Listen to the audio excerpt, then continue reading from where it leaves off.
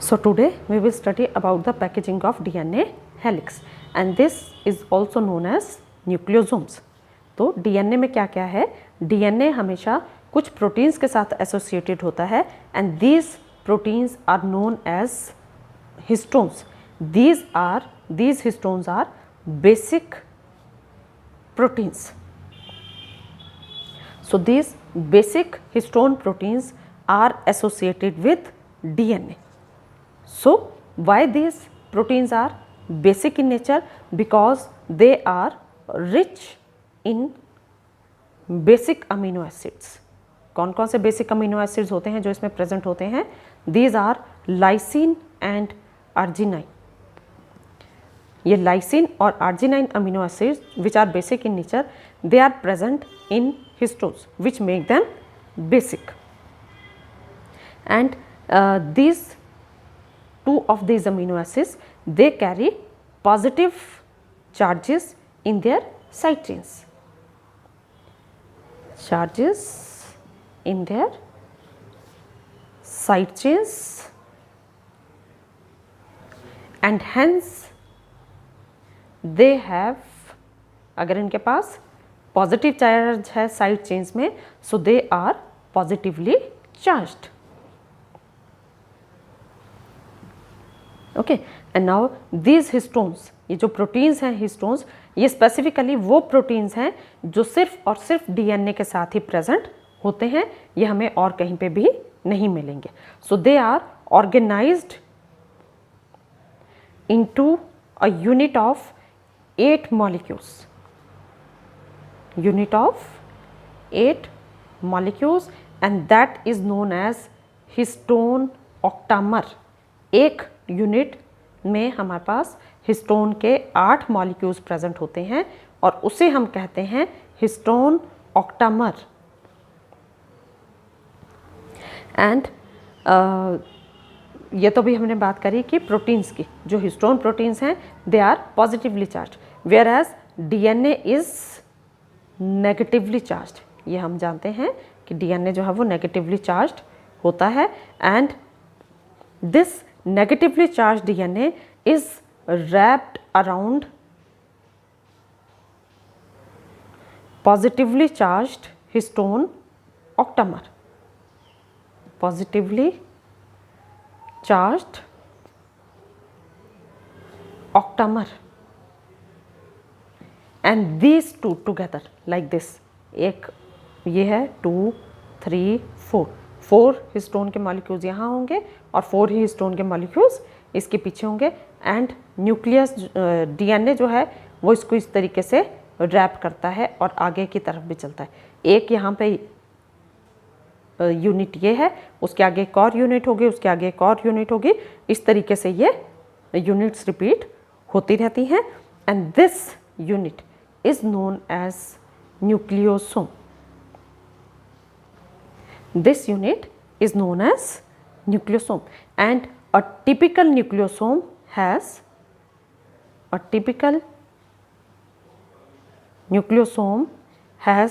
around 200 base pairs of DNA helix.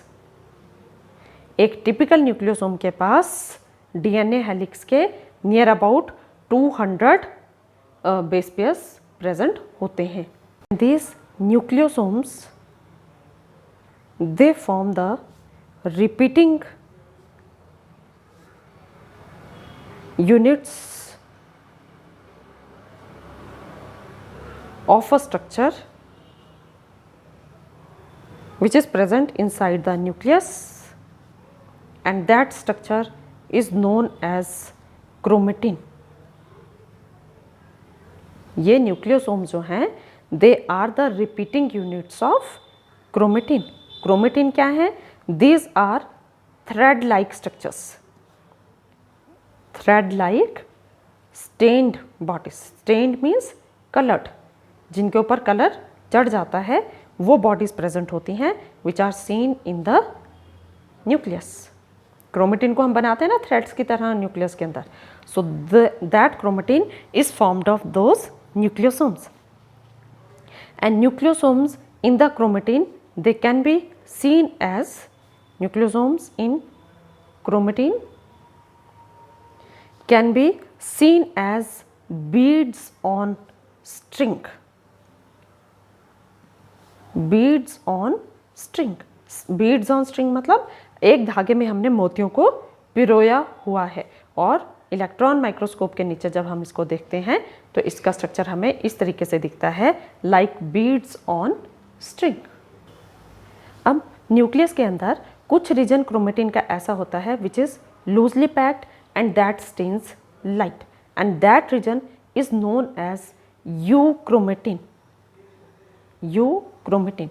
Euchromatin is that part of chromatin which is loosely packed and which stains light, जिस पे हल्का रंग चढ़ता है, और उसे हम कहते हैं euchromatin.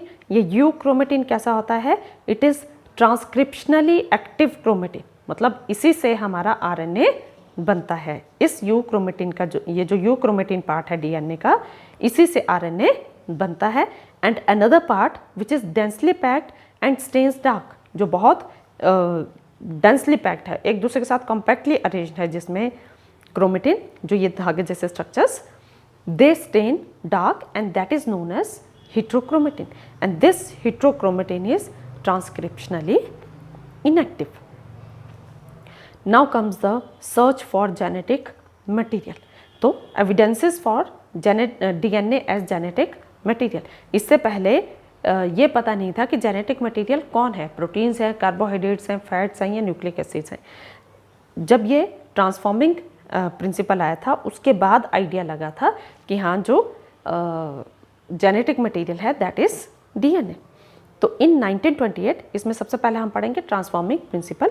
तो 1928 में फ्रेडरिक ग्रिफ्थ एक साइंटिस्ट थे, उन्होंने एक फिनोमिनन को ऑब्जर्व किया था जिसे हम ट्रांसफॉर्मेशन कहते हैं, और उन्होंने अपने जो एक्सपेरिमेंट है उसके लिए किसको यूज़ किया था? उन्होंने यूज़ किया था बैक्टीरिया का एक strain which is known as streptococcus pneumoniae, जो निमोनिया कॉज करता है। यहाँ पे अब जो बैक्टीरिया है it is found in 2 forms. जो स्ट्रेप्टोकोकस निमोनिया बैक्टीरिया है it is found in 2 form. इसकी ये 2 फॉर्म्स कौन कौन सी है? पहली आती है स्मूथ स्ट्रेन, स्मूथ जिसे हम S से रिप्रेजेंट करते हैं, और ये स्मूथ क्यों है? Because it produces a capsule of polysaccharide. ये अपने चारों तरफ एक पॉलीसेकेराइड का कैप्सूल सिक्रीट करता है, जिसकी वजह से कॉलोनी स्मूथ और शाइनी हो जाती है। And this strain is virulent.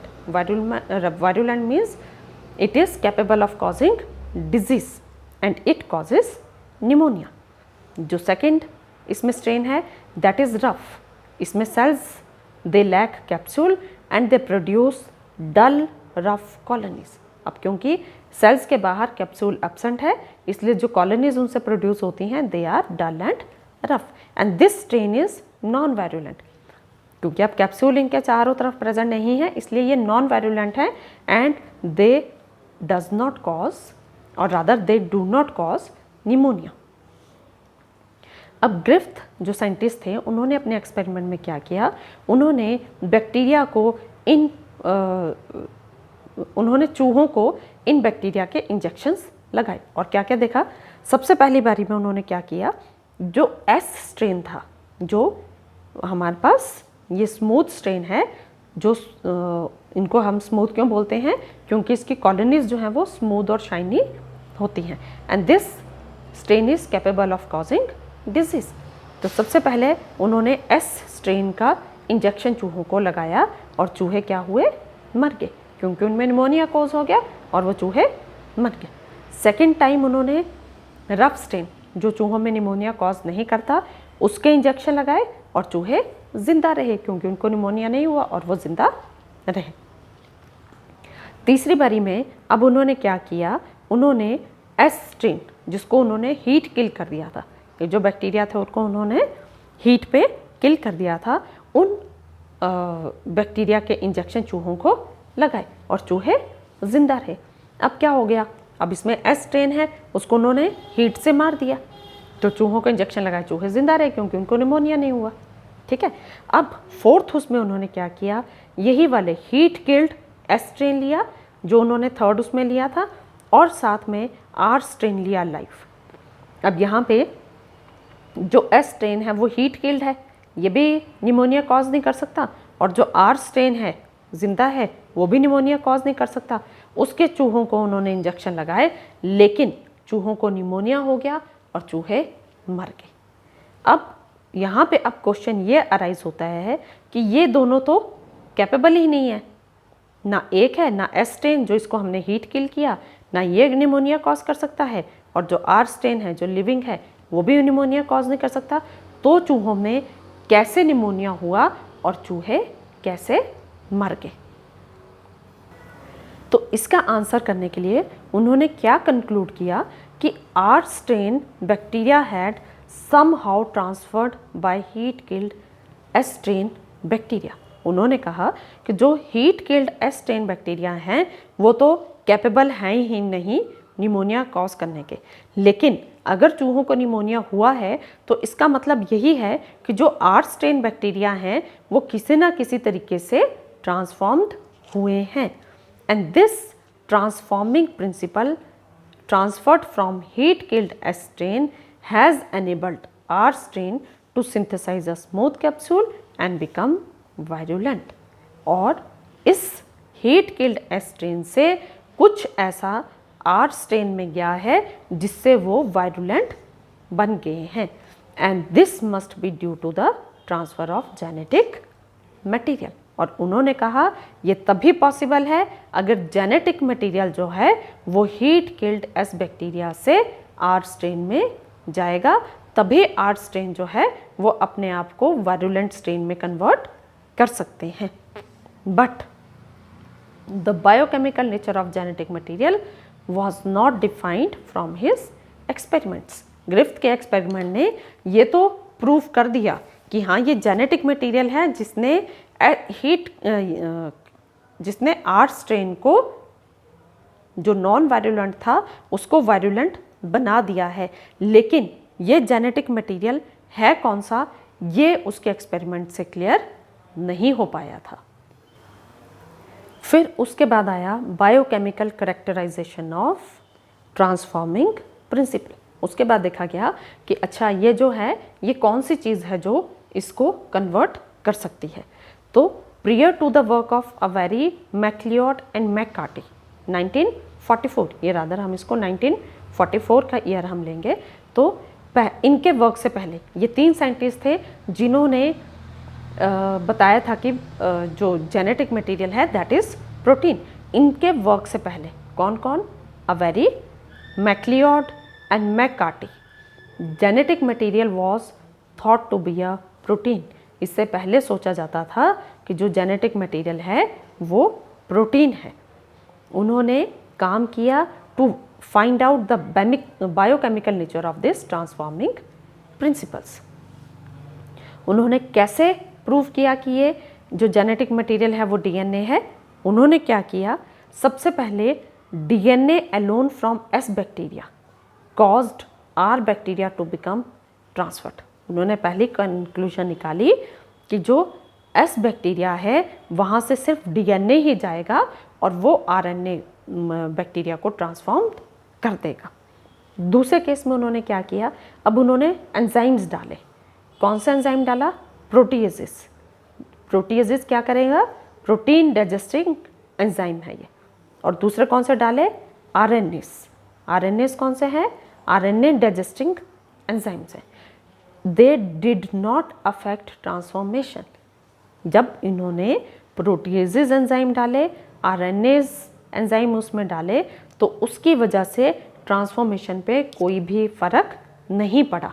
इसका कहने का मतलब है तब भी जो आर बैक्टीरिया थे वो एस बैक्टीरिया में कन्वर्ट होते रहे। फिर उन्होंने क्या किया, उसमें डीएनएज एंजाइम डाला, वो एंजाइम जो डीएनए को डाइजेस्ट कर देगा। जब उन्होंने ये डीएनए एंजाइम डाला दैट इनहिबिटेड ट्रांसफॉर्मेशन। जिस टाइम उन्होंने डीएनए एंजाइम उसमें डाला उस टाइम पे उन्होंने देखा कि जो आर बैक्टीरिया के ट्रांसफॉर्मेशन है that was stopped. So they finally concluded that DNA is the genetic material. और इससे उन्होंने निकाला कि जो डीएनए है वो जेनेटिक मटेरियल है। So this experiment proved that DNA is the genetic material.